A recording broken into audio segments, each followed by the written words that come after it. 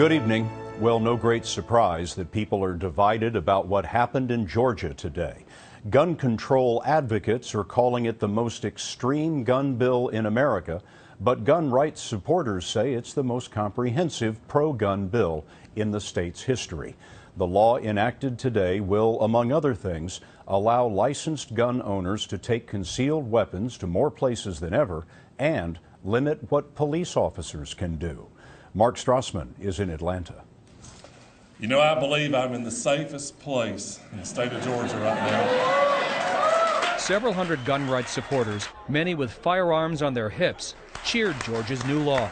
State Representative Rick Jaspers. No one should be scared of these people. They've done nothing wrong in the past. It's appropriate that those good Georgians, if they choose to take that responsibility to defend themselves, that they're able to do that.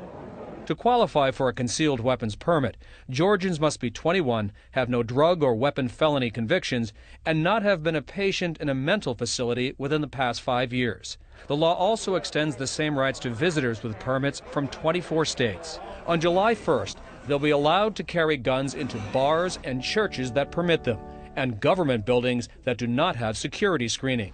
Schools can decide whether to allow teachers or administrators to arm themselves.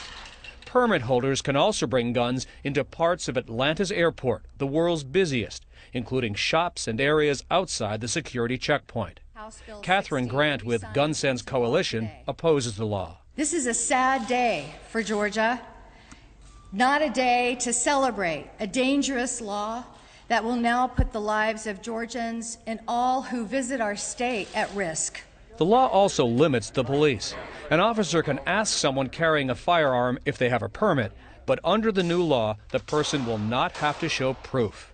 Cedric Alexander is the public safety director of Atlanta's DeKalb County. Suspicious guy walks down the street with a bulge, looks like a gun. Under the new law, what can your officer do? Under the new law, nothing.